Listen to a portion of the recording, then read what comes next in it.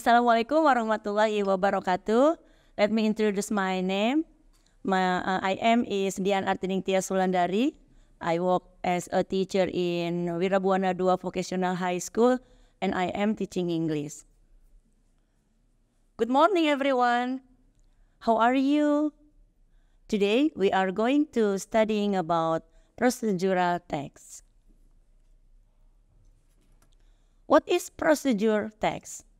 Procedure text is a text that explains, informs, or helps the reader on how to make or use something. Atau kalau kita bahasa Indonesiain, procedure text itu adalah teks yang memberikan instruksi, menginformasikan, atau membantu pembaca tentang cara membuat atau melakukan sesuatu.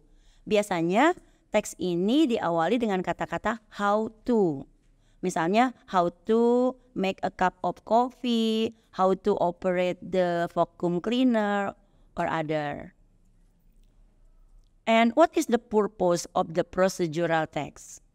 Tujuan, apa sih tujuan dari procedural text ini? The purpose of procedural text is to show how something is made, used, done through sequence of step. Jadi dia tuh ada step-stepnya. Kalau teks-teks yang lain kan enggak. Kalau procedural text itu ada teksnya. Jadi tujuannya ini kalau dalam bahasa Indonesia menjelaskan bagaimana sesuatu itu dibuat, dilakukan melalui langkah-langkah yang berurutan. Jadi prosedur teks ini digunakan untuk menguraikan satu persatu bagaimana sesuatu dibuat. Cara membuat nasi goreng dari mulai bahan-bahannya, alat-alat yang dibutuhkan, step-stepnya itu berurut sampai akhirnya menjadi sebuah hasil nasi goreng yang siap disajikan. Oke, next. Apa aja sih struktur yang ada dalam procedure text? Nah, struktur dalam procedure text itu ada 3, yaitu goal, materials, and step.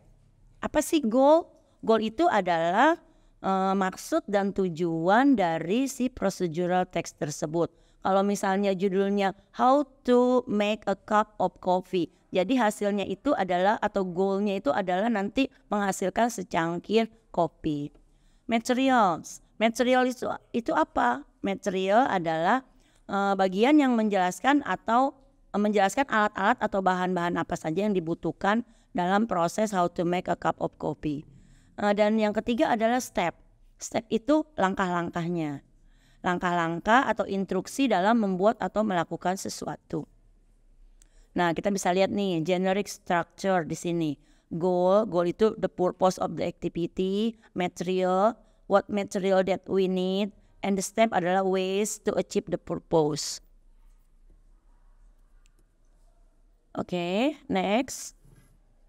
Apa saja sih unsur kebahasaan yang ada dalam procedural text? Yang pertama adalah dalam procedural text itu kita menggunakan kalimat dalam bentuk simple present. Procedure text harus ditulis dengan menggunakan simple present tense karena dalam procedural text terdapat kalimat-kalimat perintah mengenai cara membuat atau melakukan sesuatu. Jadi di sana itu nanti ada perintah, panaskan air, masukkan kopi, aduk. Jadi ada perintah-perintahnya dan kalimat perintah tersebut harus digunakan dalam bentuk simple present tense. Yang kedua adalah, yang pertama tadi kan menggunakan simple present tense, yang kedua menggunakan kalimat perintah atau yang disebut imperative sentence. Nah, dalam kalimat perintah ini kita nggak menggunakan subjek ya, kita tidak perlu ada subjek di awal kalimatnya. Nanti kalimat yang muncul adalah add the water, stir, take. Lalu yang ketiga adalah menggunakan kata penghubung atau connective. Kata penghubung digunakan dalam sebuah procedure text untuk menghubungkan langkah-langkah di dalamnya supaya instruksi yang dibuat menjadi runtut dan mudah dipahami. Misalnya, how to make a cup of coffee. First, put the 3 spoon of sugar. Masukkan 3 sendok gula. Kemudian, nah itu kan ada connective-nya tuh, ada kata penghubungnya. Jadi kita gunakan kata penghubung supaya kalimat-kalimat perintahnya itu menjadi urut dan mudah dipahami. Lalu yang keempat apa? Menggunakan keterangan. Menggunakan kata keterangan atau adverb. Kata keterangan atau adverb digunakan untuk memberikan keterangan waktu.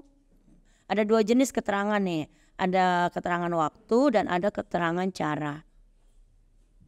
Misalnya, stir the noodle 3 minutes. Oh, itu keterangan waktu. Aduk mie-nya selama 3 menit. Lalu kalau keterangan cara bagaimana? Stir the noodle 3 minutes well. Aduk mie-nya selama 3 menit dengan benar atau dengan rata. Jadi ada dua keterangan di situ, keterangan waktu dan keterangan cara. Lalu apalagi? Jenis-jenis procedural text. Nah, jenis-jenis procedural text itu ada dua. Pertama adalah procedural text yang menjelaskan cara mengoperasikan sesuatu. Misalnya, how to use vacuum cleaner, how to use washing machine. Itu adalah menjelaskan bagaimana mengoperasikannya. Sama kayak manual books. Dan yang kedua adalah procedural text yang memberikan instruksi dalam melakukan kegiatan sesuatu. Misalnya, how to play violin. Bagaimana cara memainkan biola? Itu di situ ada instruksi-instruksinya. Jadi selain menjelaskan cara mengoperasikan sesuatu, ada juga procedural text yang memberikan instruksi. Contoh, structure of procedural text. How to grow carrots. Bagaimana cara menanam carrot, carrot. Material, carrot seed, garden page, soil, shade, shovel, water, rake. Step-stepnya juga diuraikan di sini. Oke, selain how to make, kita juga bisa how to operate ya. How to change a car tire, bagaimana cara mengganti ban mobil yang pecah, bagaimana menambal ban. Kita bisa menggunakan procedural text. Okay, I think that's enough my presentation. Thank you so much for your attention. See you next week. Assalamualaikum warahmatullahi wabarakatuh.